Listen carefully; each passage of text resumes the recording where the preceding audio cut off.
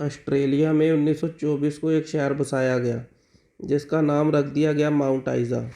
उस वक्त यहाँ कॉपर माइनिंग का काम शुरू किया गया था। यहाँ कॉपर माइनिंग का काम करने वाले वर्कर अच्छे खासे पैसे कमाते थे, इसलिए ऑस्ट्रेलिया में से दूर दूर गांव शहरों से यहाँ तरह तरह के लोग काम करने के लिए चले आए। माउंट आइज़ा से बंदरगाह टाउन्सविल की दूरी लगभग 900 किलोमीटर थी। माउंट आइज़ा और टाउन्सविल को जोड़ने वाला रोड है फ्लिंडर्स हाईवे। फ्लिंडर्स हाईवे ज़्यादातर सुनसान ही रहता था। हाईवे ज़्यादातर सुनसान रहने का फ़ायदा उठाने के लिए यहाँ तरह तरह के क्रिमिनल चले आए। क्रिमिनलों ने ऐसे ऐसे कामों को अंजाम दिया जो सुनने वालों के रोंगटे खड़े हो जाएं। इसी हाईवे पर 1970 से आज तक हुए 12 मर्डर। आज की वीडियो इसी पर है, जिसमें औरत, आदमी, यहाँ तक कि 5 साल से 7 साल के बच्चे भी शामिल थे।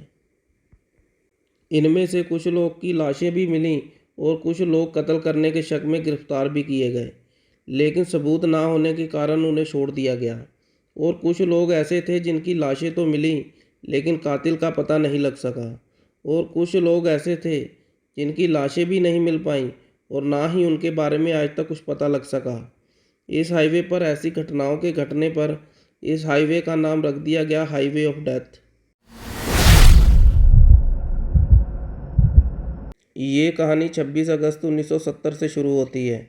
दो बहनें 7 साल की जूडिथ और 5 साल की सुजान अपने घर के पास ही स्कूल बस का इंतज़ार कर रही थीं, लेकिन स्कूल बस आने से पहले ही ये दोनों बहनें वहाँ से गायब हो जाती हैं। 2 दिनों बाद इनकी लाशें इनके घर से 25 किलोमीटर दूर एंटिल क्रीक नाम की जगह से मिलती हैं। ये जगह फ्लिंडर्स हाईवे के बिल्कुल पास में ही पड़ती है।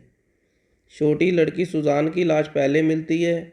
उसके पास पैरों के निशान मिलते हैं जो 70 मीटर दूर जूडिथ की लाश तक गए हुए थे। पहले इन दोनों बहनों के साथ सेक्सुअली असॉल्ट किया गया और बाद में इन्हें मार दिया गया। माना जाता है जब कातिल छोटी बहन का कत्ल कर रहा था, बड़ी बहन ने वहां से भागकर बचने की कोशिश की थी, इसलिए उसकी लाश 70 मीटर दूर मिली। भागने की सज़ा में कातिल ने उसे गड्ढा खोदकर जिंदा ही दफना दिया था। जो डिटेक्टिव इस केस पर काम कर रहा था वो इस केस में घटी घटनाओं को देखकर इतना परेशान हो जाता है, उसने कातिल का पता लगाने के चक्कर में रात को भी अपने घर जाना छोड़ दिया। उसकी वाइफ उसे पुलिस स्टेशन में ही खाना देकर जाती थी। वो इस केस पर इन्वेस्टिगेशन करते करते इतने स्ट्रेस में चला गया कि इस केस के 2 हफ्ते बाद ही हार्ट अटैक के कारण उसकी मौत हो गई। इन्वेस्टिगेशन में ये बात सामने आई कि कुछ लोगों ने 1963 मॉडल की होल्डन सेडान कार उस दिन बस स्टैंड के पास खड़ी हुई देखी थी। बाद में ये कार उस जगह पर भी देखी गई जहां दोनों लड़कियों की लाशें बरामद हुई थीं। 1988 में आर्चर स्टैनली ब्राउन नाम के एक शख्स को पकड़ा गया। इसके खिलाफ कोर्ट में केस शुरू होने से पहले ही 1999 में इसकी मौत हो जाती है। 28 साल बाद एक शख्स को पकड़ने पर भी ये केस नहीं सुलझ पाया।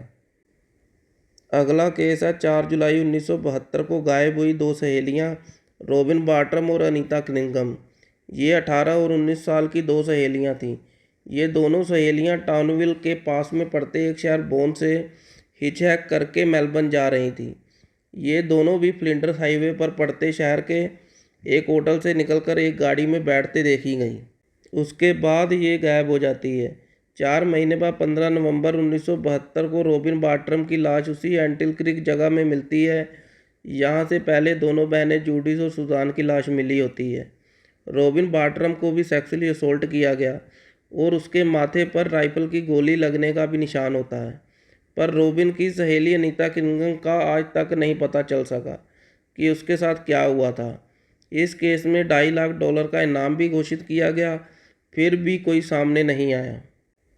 अगला केस हुआ 18 साल की लड़की कैथरीन ग्रैम का। कैथरीन ग्रैम घर घर जाकर कॉपी किताब बेचने का काम करती थी। 29 जुलाई 1975 को वो अपना काम ख़त्म करके रात को 8 बजे अपनी मां को पब्लिक फ़ोन से फ़ोन कर कर बताती है कि एक आदमी बहुत देर से उसका पीछा कर रहा है। इतनी बात करके फ़ोन रख देती है। 3 दिन बाद 1 अगस्त 1975 को कैथरीन की लाश भी उसी जगह एंटिल क्रीक में पड़ी मिलती है। यहाँ पिछले दोनों केसों में गायब लोगों की लाशें मिली थीं। ये केस भी आज तक नहीं सुलझ पाया है। अगले केस को माउंट आइजा मर्डर्स या स्पेयर क्रीक किलिंग के नाम से भी जाना जाता है। इस केस में 3 विक्टिम होते हैं, 23 साल की कैरन और उसका 31 साल का पार्टनर टिम थॉमसन और इनका एक फ्रेंड गॉर्डन वॉर्डन। ये तीनों दोस्त एलाइस स्प्रिंग से कैरन से मेलबर्न एक बाइक से 6000 किलोमीटर लंबे रोड ट्रिप पर निकले होते हैं। ये अपने लंबे सफ़र में जगह जगह रुककर रास्ते में आने वाली चीज़ों को एक्सप्लोर करते थे। ऐसे ही ये माउंट आइजा में मुंडारा कारवां पार्क में कुछ दिनों के लिए रुके होते हैं। 5 अक्टूबर 1978 को इन तीनों लोगों को आखिरी बार एक भूरी सफ़ेद दाढ़ी वाले आदमी के साथ उसकी लैंड क्रूज़र कार में बैठते देखा गया। 3 हफ्ते बाद 24 अक्टूबर 1978 को माउंट आइजा से 12 किलोमीटर दूर स्पेयर क्रीक में सबसे पहले कैरन की लाश मिलती है। अगले दिन पास में ही टिम थॉमसन गॉर्डन वॉर्डन की भी लाशें मिल जाती हैं। इन तीनों को अलग अलग जगह पर पेड़ों से बांधकर खड़ा किया गया था। पुलिस का मानना है इन तीनों को निशाने लगाने के लिए पेड़ों से बांधकर खड़ा किया गया था। 2018 में पुलिस को सूचना मिलती है जिस आदमी ने इन तीनों को अपनी लैंड क्रूज़र कार में बैठाया था वो ब्रूस ब्रेसनर नाम का एक पुलिस ऑफिसर होता है, क्योंकि जो गाड़ी उसके पास थी उसके साथ की बहुत ही कम गाड़ियां उस टाइम माउंट आइजा में देखने को मिलती थी। 2019 में ब्रूस ब्रेसनर को गिरफ्तार कर लिया जाता है, लेकिन पुलिस के एविडेंस सही ना होने के कारण कोर्ट में जज के द्वारा इस केस को बंद कर दिया गया।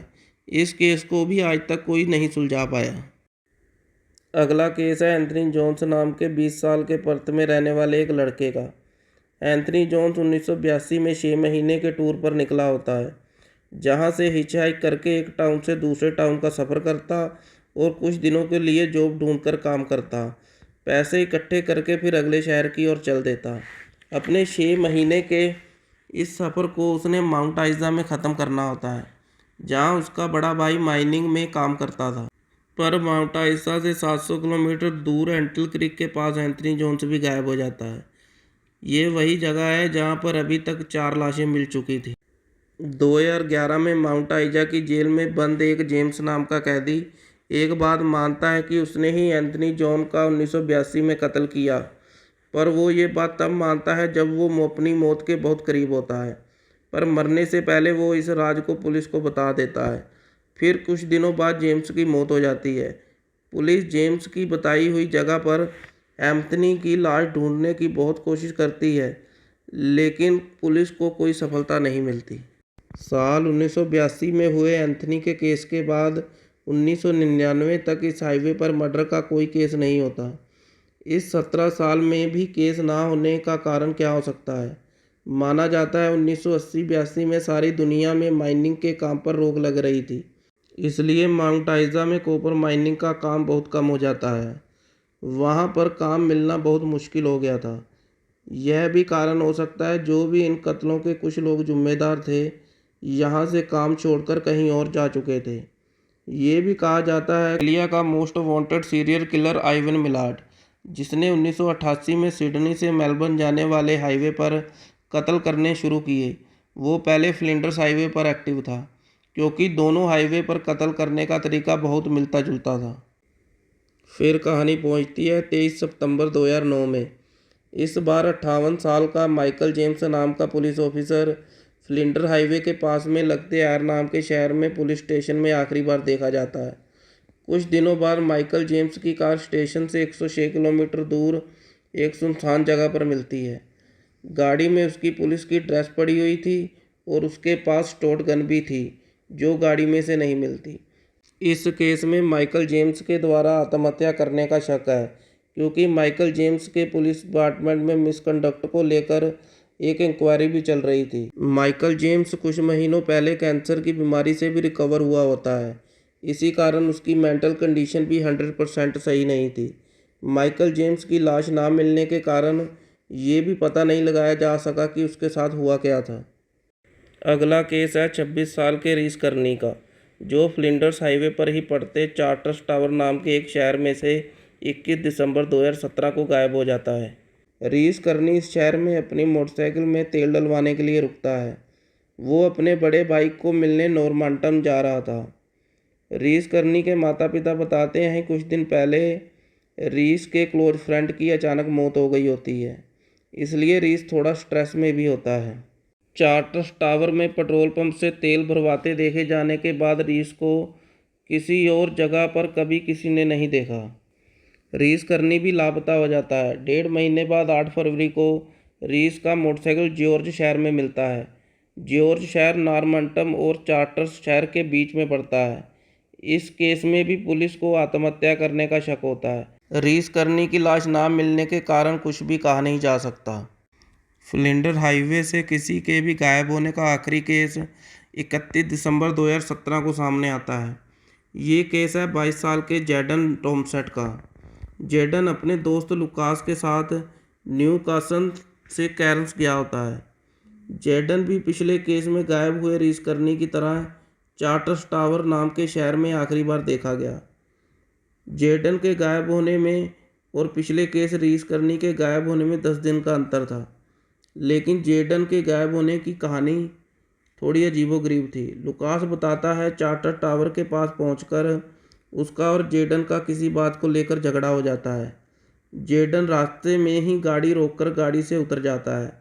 लुकास ड्राइविंग सीट पर बैठकर जैडन को वहां छोड़कर गाड़ी भगाकर ले जाता है, लेकिन कुछ दूर चलने के बाद लुकास को बुरा फील होता है।